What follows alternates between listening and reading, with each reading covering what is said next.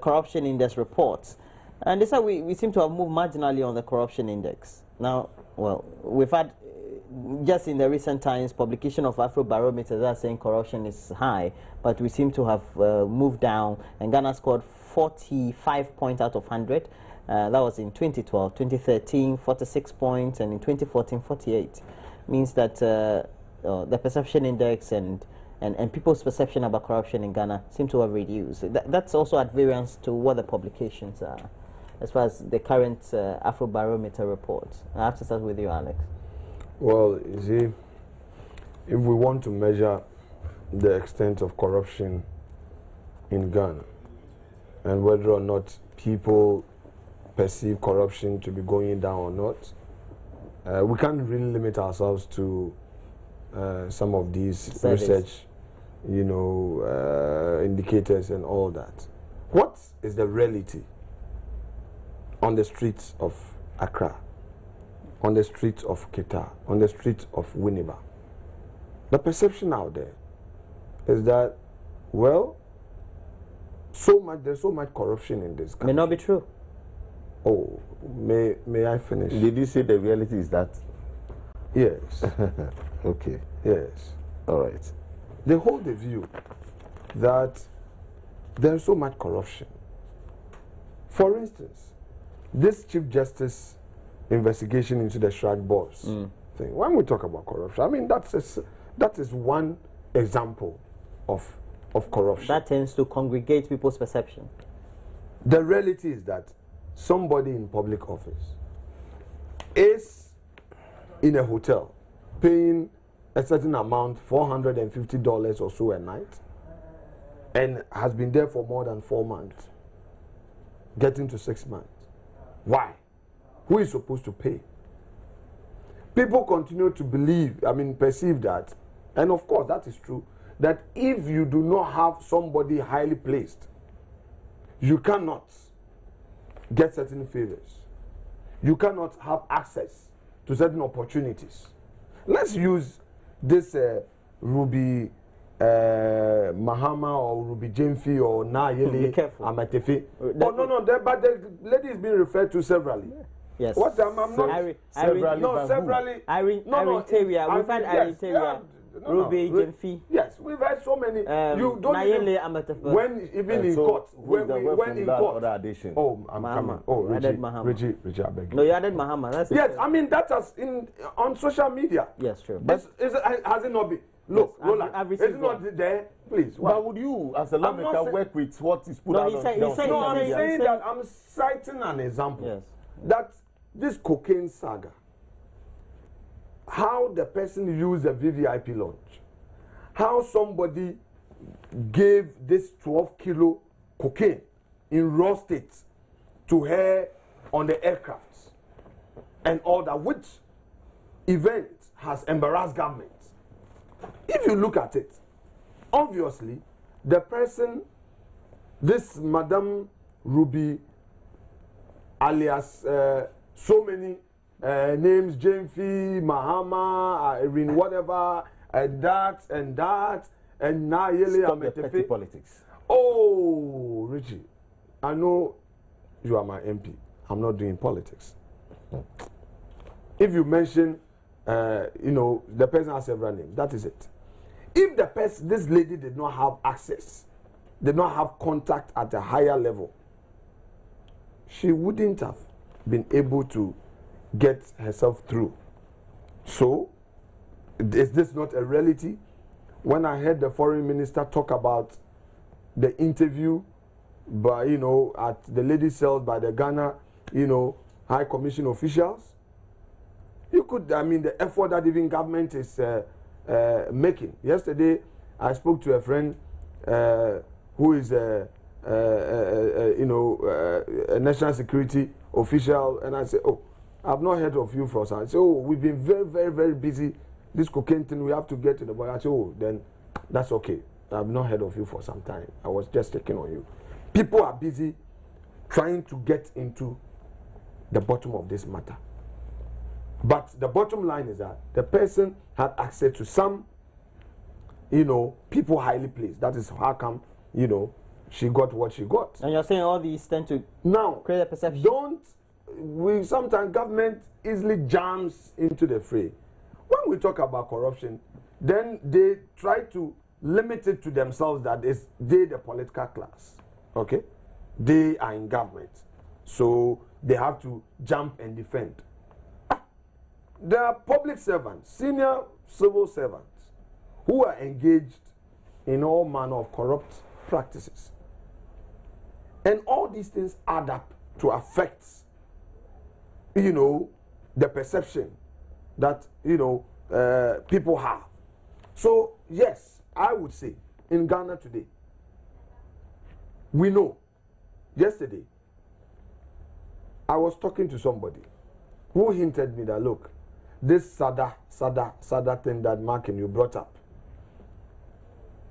some highly placed government officials were of the view that that sada having abused funds that were given them, they were not ready to face the general public again. So they were not going to make provisions for them. Somebody told me in Parliament, okay, why they did not make any provision. They want them to do the proper thing. SADA was slightly mentioned, but no provision at all was made for SADA. No provision was made, but it was mentioned somewhere there. Well, I'm not talking. I have read. I'm talking about them getting provisions. The provisions being made. Or why is it stopping you? Now, we ask ourselves that the money for the guinea fowl, have they even refunded? Government abrogated the contract. But you're going on and on. I'm saying that why is the public perception? I'm coming. This is not a perception. This is a reality. What the issue I'm bringing up now, where I raise the issue that government has given over 18 million Ghana cedi to you for guinea fowl. Where is the project? Government conducted an investigation and came out to say that, look, refund the money. Tree planting. SADA itself admitted that the tree planting, only 10% was done. And even the 10%, bushfire consumed same. To date, the refund that Azontaba or Agams Group. So you are saying all these things you are citing. And then the mysterious tractors, the 90 million. So you are saying all these Agams things. Group is saying that it has not even received. So you are saying all these things. I'm saying that these things add up, and these make up the reality of what Ghanaians see. That look, come on, there is corruption. Government has broken their hearts. They are disappointed, and nobody can run away from it. Okay, Richard. Yeah, be mindful of the time. You're giving Afenyo Makin too much of a mileage. Were you monitoring? Of course. Now let's talk about. You're talking about. So that's why you were doing the diplomatic heckling. Afenyo Makin. Now you see, you talked about corruption, the perception, the index, and all that, per the work that has been done by Transparency International, but you see. What we must first of all bear in mind, Apanyo said the reality is that there is so much corruption out there. But that cannot be the reality. That is a perception. We must understand that what the views that people hold necessarily does not hold sway as in but reality. He's saying that there's an aggregation of issues which tend to create issues again, tend to give the mindset to the public. Again, what we must also bear in mind is that sometimes we hear issues, sometimes they are hyped by politicians, and the kind of things people say and the slang they give it, which are not true. Which may not necessarily be true, or it may be half truth, and as these things are poured out there onto the people, they tend to believe them, they tend to consume them and imbibe them. Because clearly, when Dan Botre, for instance, during the NPP era, talked about the display of ugly opulence by his colleagues who never had even a bicycle before they came into government, that in itself heightened the corruption perception at the time. Again, when Haruna Iseku, talked about how President Kufuor sat at the castle and was taking, kickbacks without actually, without actually giving them. Mikey. No, you see how Or are you prompting Apanyo to You think I would interject? Oh, no. You think I would be careful? Be careful. No, he was letting me know that you are now. You see, you're on the highway. You see, so you're on the highway. Smile. Haruna Iseku. When I say Ruby Hammer, those are things that at the time heightened corruption, real or not. The ordinary people out there tend to believe them. Real or not, the politicians take those issues and run with those. And it's actually concrete the reality of it in the minds of people. The reason for which we say these things are, how do you call it, perceptions. Again, when you talk a lot about the cocaine saga and etc., the MV Benjamin cocaine hall, which virtually disappeared. Even some of the cocaine, the 78, 79 parcels, 77, at some point, 77. Which was, not in any way comparable to the Ruby, the Ruby JP thing that we are talking about. She has many aliases.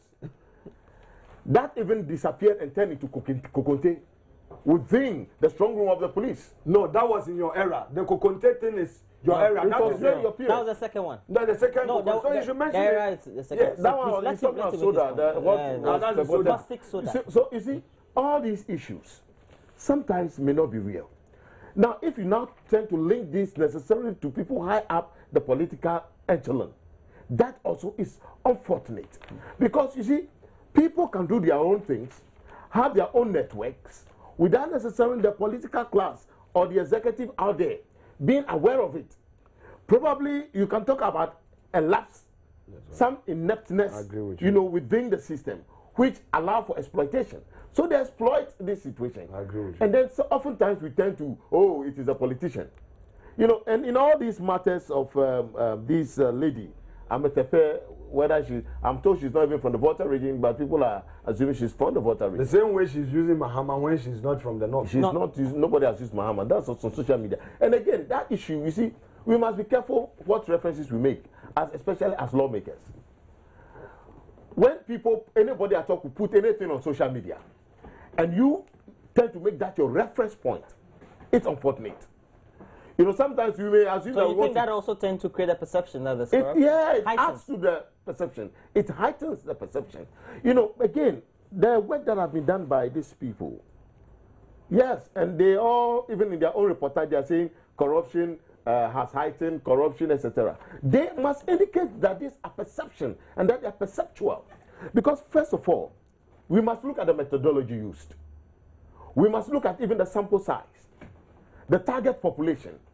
Where did they actually talk to people at? Now, we told that this is not a purposive research they conducted, or survey. They're saying it is a random sampling. Oh, just random? If it's random, what it means, therefore, is that you go on the street, you may tend to have more uninformed people than informed people. The reason for which sometimes if you want to do a very insightful research work, you tend to do a purposive sampling. So you talk to the middle class, you talk to those who are economically enlightened, and all these. Then you can do the various segregations and then draw some conclusions. But if it's random sampling and the population size is just 2,000 out of a population of how many? 25 million people. It cannot be representative enough. And so if we base our conclusions on this, and then we come out there, even then we are not even saying it's based on perception, but we are making it sound as though it is a reality. You see, and now they talk of the police. They say the military, as for that, the military, they seem to be the cleanest. It is because of the kind of institution that it is, where much cannot be said about it in the public. And there are less interaction with the public. There are less interaction with the public. You see, they say the police because the police is on daily basis interacting with the public. Even when the driver is wrong and the police is checking him, he gets angry and then tend to blackball the police by saying that, he even attempted collecting money from me, whereas that may not be true. He says that on Peace FM. He says that on Oman FM. He says that on Adum FM. And then, as for the police, we know them. And because there is already that perception about the police, we draw conclusions. There is that perception about the politician, we draw the conclusion. There is that perception about the member of parliament. Richard. We draw the conclusion. The reason why they think that you and I are, living in affluence, whereas we are really under the weather. Now, Richard, in many instances, just like happened within the Kufuor regime, and there was all this perception about corruption reservedly within the government or the administration of the Kufuor regime, you also capitalize on it as opposition. Now we're seeing the same trend also ongoing. Do you think the way our current democracy is structured, the dispensation is structured in many respects, and the crave to always make sure that you're in to win power, and so if you tarnish the other, it also gives you a certain kind of political mileage as when you're getting to the votes are concerned, that also is fueling all these? Because in many respects, as a media person, you get to know where they be in, but the public has already made its mind about whatever conclusions they will give to a certain news outbreak or umpires or scandal. Yeah, I agree with you. I agree with that. The reason for which, moving forward, we need to sanitize our politics, such that when, for instance, members of parliament, sit to discuss and debate issues, we must actually touch the nerve center of the real matters that adhere to the hearts of our people, so that we will not sit in parliament, for instance, and then talk about 23.5 billion, having been blown, whereas we know too well that there are projects that these monies were applied to. Because you're saying that you can't just go to parliament and you approve loans and you just go and spend. Exactly. You are getting the point. And again, then that tends to be politics as usual. Now, the ordinary Ghanaian reads that. It's on the front page of a newspaper, of course, a popular newspaper, and then they draw the conclusion. Why? To the point that even those who are supposed to know, the elite, are taken in. Today, every Ghanaian tends to be gullible. Gullible in the sense that we have churned out so many untruths, we've churned out so many half-truths, that even at the heel and craggy point, truth is wobbling, it cannot stand. And everybody is believing we are living a lie as a nation. And I think that we need to sanitize our politics. And when we do that, we will correct these erroneous and negative perceptions that are held by the generality of the Ghanaian populace. I saw that you were nodding to some of the issues he was raising, especially the things that need to be dispassionately discussed by the political elite, such that those discussions put out in the public domain would, in many respects, conscientize the public and also more of educate their minds and give them in-depth knowledge. Roland, I'm happy today I'm sharing this platform with my brother and my own MP. I was nodding to some points he was raising, obviously in agreement with him. Yes, people hide behind politicians and mess this country up. However, when we first had this issue of cocaine arrests in the US, that airport security boss, and we also heard of the soda, is it soda powder? Yeah. Case by that police officer, and we finally got to Ruby whatever. You know what I was expecting government to have done? To have come out with a statement that, look, we have seen the reality. Whatever we said against Kufuor and his government for running a cocaine economy, we are sorry. And so you're saying it's payback time? Oh, I'm not saying so. I am not saying so. Are you saying, because you didn't say it, I'm saying that. They said all things about Kufuor, so you also need to pay back. I'm saying that if our brothers in government today had said this, it would have been a good starting point for a non-political debate on how to curb this cocaine menace in this country. Okay? Look, Kufuor introduced the Operation Westbridge, brought all these installations. Still, our people on the other side, now in government, said no. My own brother, Fifi Kwete, now Minister of State, at the time said that, oh, the economy was doing well because Kufuor was allowing cocaine dealers, drug barons, to bring their businesses here. That is why the economy was so, it was a cocaine economy. This was what they said. So I am saying, in one breath, I am happy that the realities of the day on this cocaine is hitting them hard. they will learn their lessons. Tomorrow, when they are in opposition and a government is faced with that cocaine crisis, they will not tag government officials. Look, Kufuor went under so much attack. Government, even to the extent that the General Secretary, General Mosquito, I respect Mr. Sedun Kete so much. He was attacking MPP, cabinet ministers, that all of them, they are connected to drug barons. He said it. So it's payback time. I have not said so. I am saying that because their own shadows, right behind them, they see their shadows, they are becoming jittery. That is the source of their jitteriness.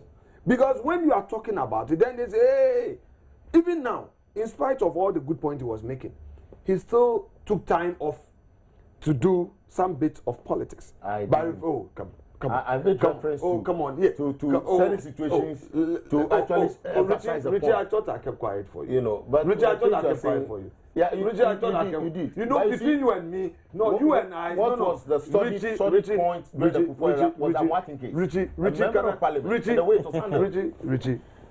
Richie, don't still press the cocaine politics business. It's not going to help you. We're not pressing that. Richie, don't press it. Because it is very alarming, very repugnant to good conscience that Madame Ruby, Mahama, Jemfi, Amentepe, what have you, would be able to this is the first time publicly let me move on. Let me move on. What you are making reference would to as use carry 12 kilo cocaine. It's of concern to all of us and the international community. It is happening right under your nose. How then do you run away from it and still go back to Kufuor era? You have failed the people of Ghana. Ghanaians were not expecting to hear any single arrest of cocaine in your era. Ghanaians were not expecting to hear anything. You've gone to a tangent of politics. I am not doing politics. I am letting them know that what they said about us. For you, the political parties, for you, the politicians, I am saying the way forward. All these perception indexes and these Afro barometer outcomes. Roland, if you allow me to conclude on this point, I am saying that the way forward, it helps you to score political points. For them, and especially when we have 2016 coming up, that's good for you. It's for them to put it means that the government in power is bad. Roland, and you in opposition. As for this government, for their past 6 years, they have failed. The less said about them, the better. Why would they have failed? When you left the gap of 4 rules without any financial plan, that monies have to be looked for, you know, to complete them. The Bui project, for instance, you left it hanging. The monies you had used for it were not enough. We had to look for monies, and all these things were the reason for which we had to go for loans.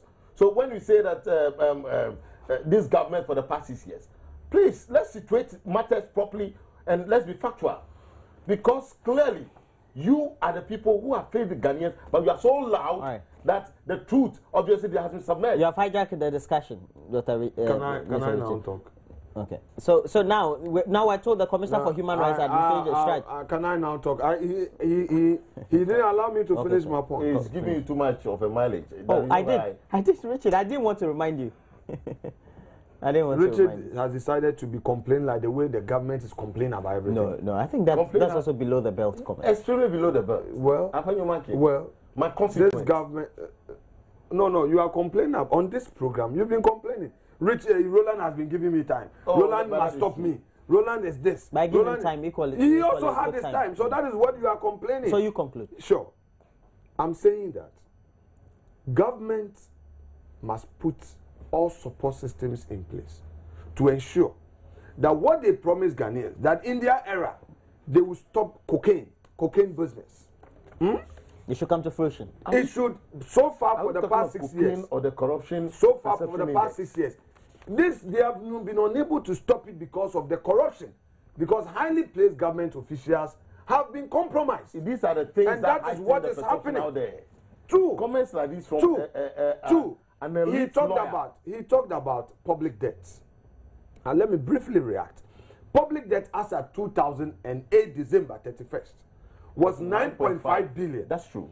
Public debt as at today, within 6 years. And let me take our viewers through memory lane. that the public debt of 9.5 billion as at 2008 31st December was all debt from 1957. Have you added a HIPIC that you're forgiving? I'm saying that all debts. I'm talking about all debts.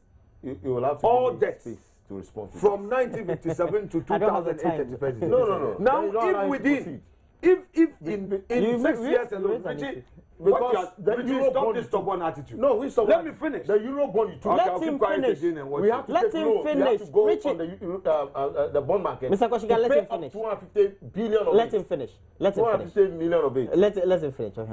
I can heckle, but I won't heckle him. He's my MP. I won't heckle him.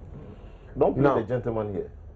Now, you are allowing me to even be more gentleman. Please conclude. No. We have to. As we speak today, just 6 years of Mills Mahama government, public debt is over 70 billion. 70 billion. You are telling me, Afenyo Market, you Richard, you are telling me you want the ordinary Ghanaian to believe that with all these loans that you procured, what we are seeing is sufficient. You cannot even solve this doomsday. What are you talking about? You continue to promise. There are airports being built. Please. You see, all those things are loans that they factor into a 70 billion, which they don't even talk about. Richard. The flyover and all that. No, stop it. We know. A part of the 70 billion loan. Let's please conclude, sir. He has brought Kasua overpass. Please conclude. I'm concluding with the Kasua overpass. Kasua overpass, you go for N1. With all the compensation, cost us a little over 110 million. You are doing an interchange, 172 million. And then you are paying 10%. You are paying for the lender's risk insurance, 10%. The lender is also asking you to put 20% in a collection account, blocking your funds.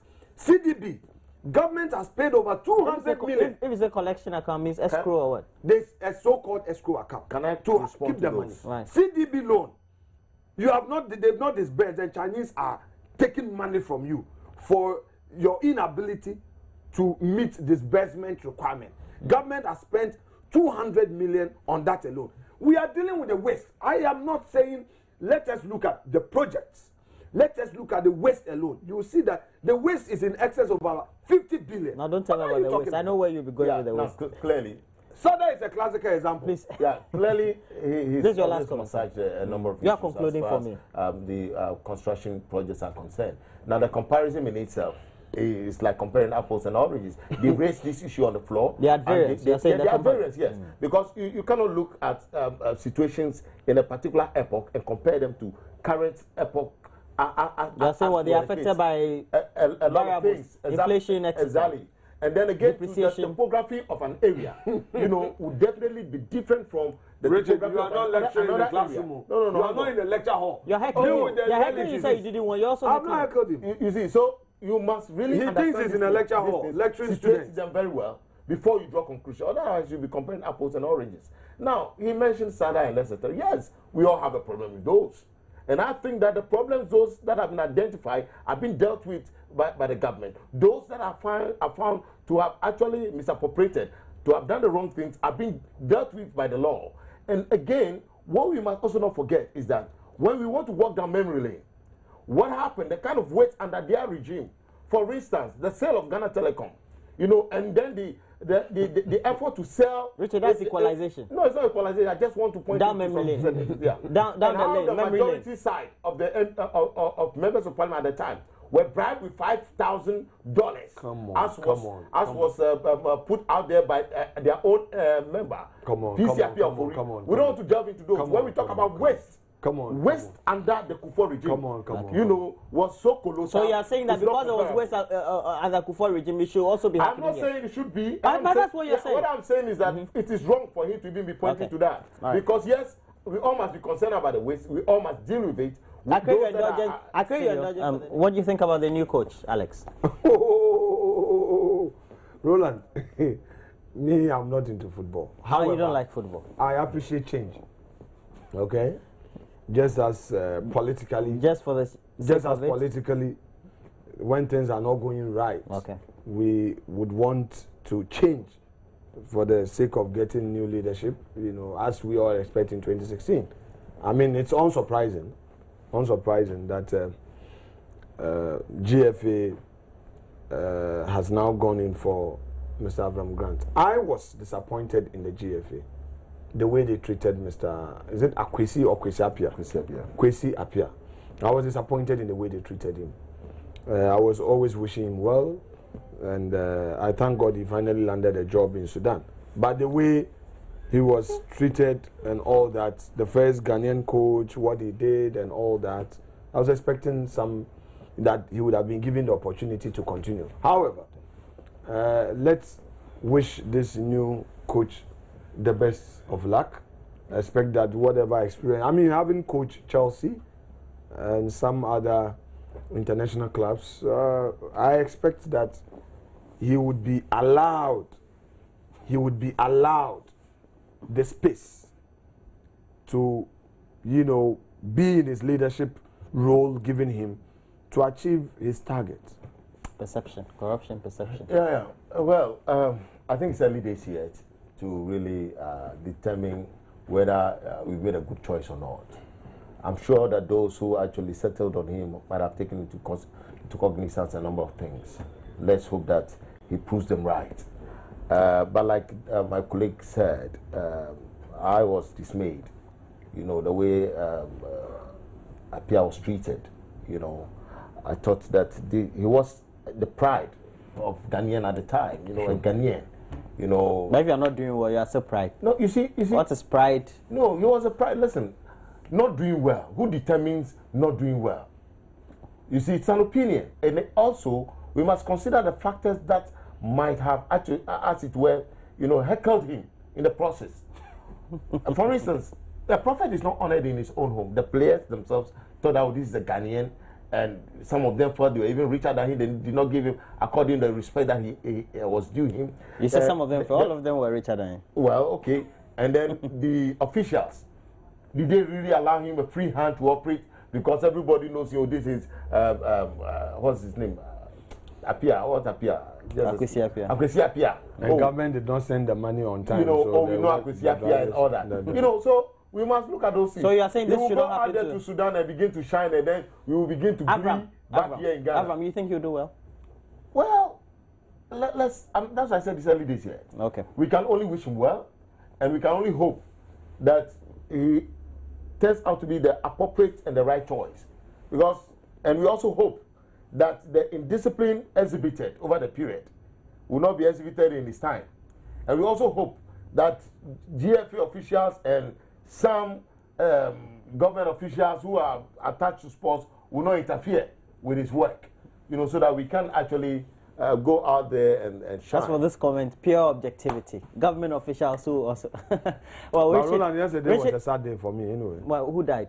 Nobody died. Looking at the extent of, all the abuse, $23.5 billion. The gentleman speaking is Alex Afenyomakin, Member of Parliament for Kutu, and Richard Koshiga is a Member of Parliament for Keta. We're taking a break. When we come back, we're talking road traffic and all the safety measures you need to undertake this very Yuletide. And so this day, we'll have a lot more for you.